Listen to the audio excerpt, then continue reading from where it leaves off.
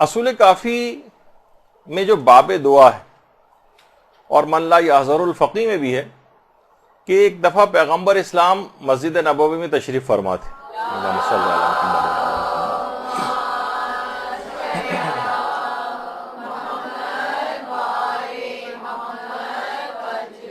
کہ ایک انتہائی بوڑھا شخص عصا کے سہارے سے مسجد نبوی کے اندر داخل ہوا۔ اچھا اب دیکھیے اس کے اندر ایک پیغام بھی ہمارے بوڑھے افراد کے لیے کہ عام طور پہ ریٹائرڈ اور بوڑھے حضرات جو ہیں آج کل جو نظر آ رہا ہے کہ زیادہ تر ٹی وی کے اوپر ڈرامے دیکھ رہے ہیں، انڈین ڈرامے دیکھ رہے ہیں، فلمیں دیکھ رہے ہیں اور اس طرح کی چیزوں کے اندر اپنے وقت کو لگاتے ہیں۔ وہ بہرحال وہ جو تھا بوڑھا، وہ پیغمبر اسلام کے پاس آیا، کہا یا رسول اللہ میں بہت بوڑھا اور کمزور ہو گیا ہوں، اب میں اعمال انجام نہیں دے سکتا،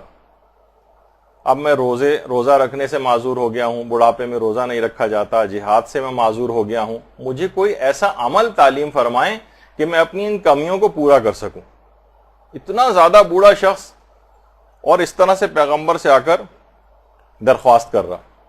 پیغمبر نے کہا ایک دفعہ پھر کہو جو تم نے کہا ہے۔ اس نے کہا یا رسول اللہ میں نماز، جہاد وغیرہ اب انجام نہیں دے سکتا ہوں، کوئی عمل ایسا بتائیے جس سے میں اپنی اس کمی کو پورا کر سکوں۔ رسول اللہ نے کہا ایک دفعہ دوبارہ اپنے کلمات کو دہرانا۔ اس نے پھر وہی کلمات دہرائے۔ پیغمبر نے کہا کہ میں نے تم سے ان کلمات کو دہرانے کے متعلق جو بات کہی تھی اس کی وجہ یہ تھی کہ جب تم یہ بات کہہ رہے تھے تو پروردگار کی رحمت جوش میں آ رہی تھی، اور کوئی اینٹ اور کوئی پتھر ایسا نہیں تھا جس نے تم پر نگاہ رحمت نہ کی ہو۔ اللہم صلی علی محمد۔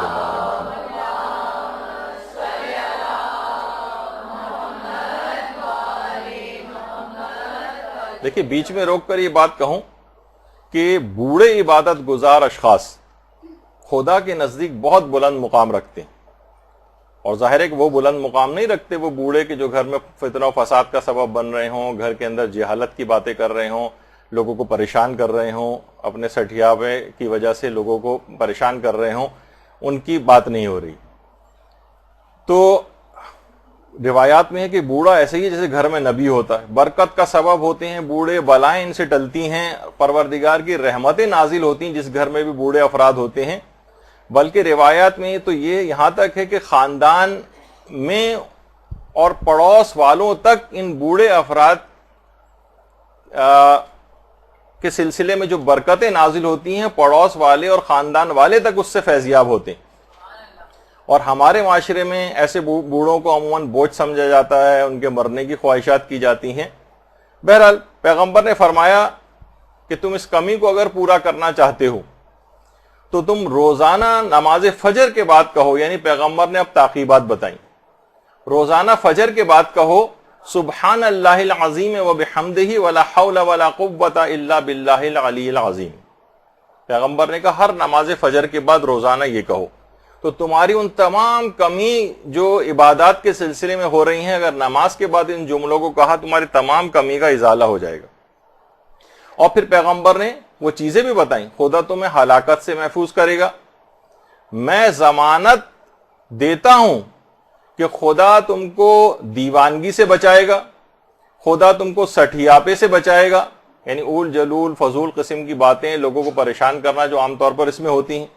خدا تم کو برس سے محفوظ رکھے گا، بہت سی اسکن چینجز بڑھاپے کے اندر آ رہی ہوتی ہیں، خدا تم کو جذام سے محفوظ رکھے گا،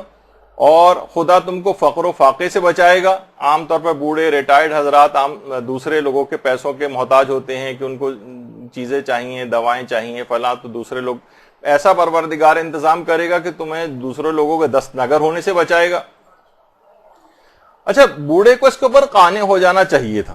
پیغمبر نے اتنی ساری چیزیں اس کو بتا دی۔ اس بوڑھے کی بھی معرفت دیکھی، کہنے لگا یا رسول اللہ یہ تو دنیا کی باتیں ہو گئی، مجھے آخرت کے لیے بھی تو کچھ بتائیے۔ اب پیغمبر نے اس کے بعد تعقیبات میں وہ مشہور تعقیب بتائی جو آپ عام طور پر نمازوں کے اندر پڑھتی ہی ہیں۔ پیغمبر نے کہا ان جملوں کو نماز کے بعد کہا کرو، اللہم اہدنی من عندک وافض علی من فضلک وانشر علی من رحمتک وانزل علی من برکاتک۔ یہ عام طور پر پڑھی جاتی ہے، لیکن اس کا بیک گراؤنڈ لوگوں کو پتہ نہیں کہ پیغمبر نے کس موقع پر یہ کلمات ارشاد فرمائے تھے۔ تو آخرت کے لحاظ سے اتنی زیادہ پیغمبر نے کہا کہ اگر پیغمبر نے کہا میں تم کو بشارت دیتا ہوں کہ اگر تم نے ان جملوں کو نمازوں کے بعد پڑھا تو جنت کے 8 کے 8 دروازے تمہارے لیے کھل جائیں گے، جس دروازے سے چاہو جنت میں داخل ہو جانا۔